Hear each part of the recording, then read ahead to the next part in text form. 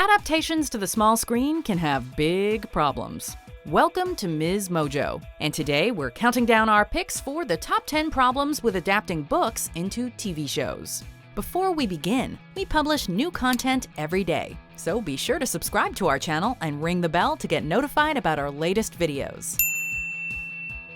For this list, we're looking at common issues and difficulties with TV adaptations of books for those who make them, those of us who watch them, and the original authors. Number 10. The show has original writing to do because the books aren't finished yet. Novels can take a long time to write, as long as years in many cases. Television has a much more brisk turnaround, so many TV adaptations of books have gotten to the point where they overtake their source material, forcing the creation of original material. This can be a risky proposition, since no matter how skilled television writers are, they simply do not have the same voice as the original author, and they often can't measure up to what came before. This has most prominently been seen in Game of Thrones, in the long wait for The Winds of Winter.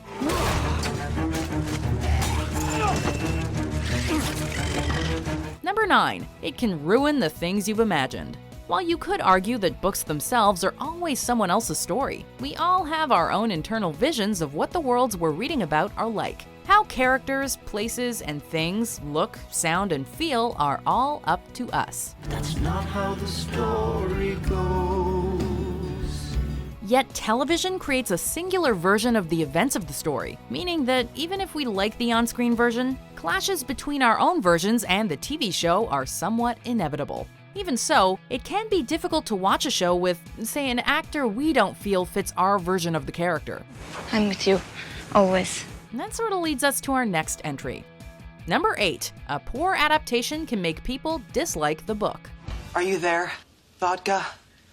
It's me, Chelsea. Adaptations are a great way of increasing awareness of the source material, as many viewers will want to read the book after seeing the movie or TV show. This can be a boon to fans, who can have something to share with others. And to authors, of course, since more people will be buying their books. I'm not your story. Then why don't you show me what is? However, a poor adaptation can turn people off from looking into the books, hurting sales, and preventing new fans from joining the community. After all, if the show is bad, the book must be too, right? Well, that's almost always wrong, for reasons we will continue to delve into. It's a knack. I think I've got it. Number 7. There isn't enough time for character development. Books have potentially hundreds of pages in which to develop their cast of characters, laying out their motivations, pasts, and how they develop over the course of the story. Television shows have at most 20-odd episodes that are each around 45 minutes long, in which to show their characters developing. While I sat here, in Dorne, trying my best to keep my people alive and well fed. While it's better than film adaptations, it can still prove difficult to convey characters' individual journeys, particularly when the story has a large cast. Even when some characters do get their due, others are bound to be left underdeveloped. You know, I was possessed by a demon, so I have first-hand knowledge. Number 6. TV shows don't have the budget to bring all the events to life. What can be depicted in books is limited only by the imaginations of the author. Epic battles, lavish locations, and impossible creatures can be conjured in our mind's eye with just a few words. However, bringing things like this to life on screen is considerably more difficult and can be expensive. Costuming, actors, and special effects all cost a considerable amount of money, and not every show can afford to depict everything found in a book, which can lead to some workarounds that often don't capture all events from a novel as well as they should. Number 5. You can't talk about spoilers. Don't say anything, I haven't seen season 2 yet. I might watch it too, so don't say anything about season 1. One of the most exciting and fun things about watching a show week to week is getting to discuss new developments with other fans and speculate on what will happen next. However, the people who've already read the books often fear taking part, as they likely know more than those who don't. I know you'd all rather be at home binge watching media content. Oh, I just started the second season of media content.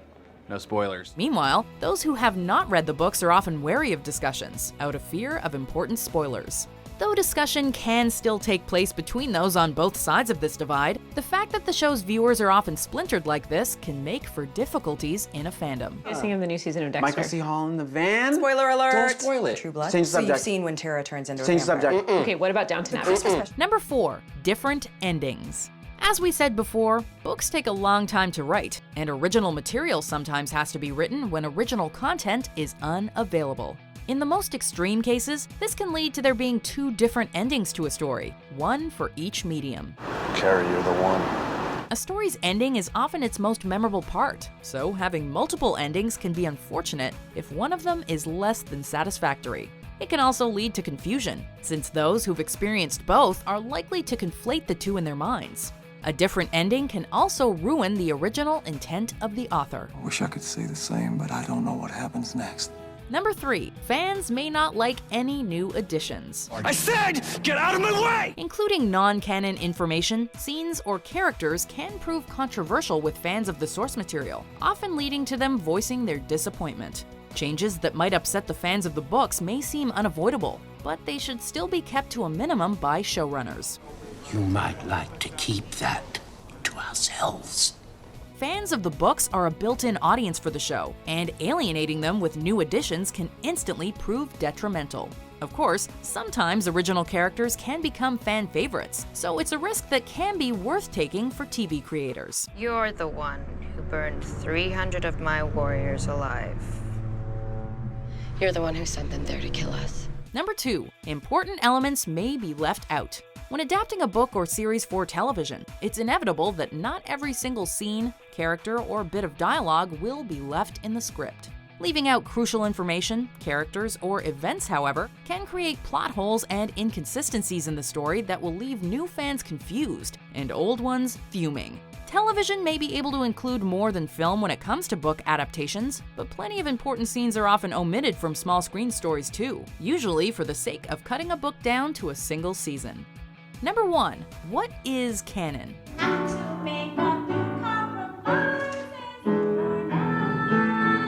this mean we're on? The book is always better, right? Well, even if it isn't, the book's information almost always takes precedence in the minds of those who read them first. This can end up being alienating for those who only know the show. And the question that's raised is, how is canon even established? In a show like Game of Thrones, where the ending will be revealed long before the final book in the series is published, how do fans begin to parse what officially happened to their favorite characters? Conquering Westeros would be easy for you, but you're not here to be Queen of the Ashes. No. Some may say that books are always the only true canon, but in modern times, that definition is definitely changing. I know, terrifying, but it sells the big lie. Do you agree with our picks? Check out these other great clips from MsMojo and subscribe for new videos every day.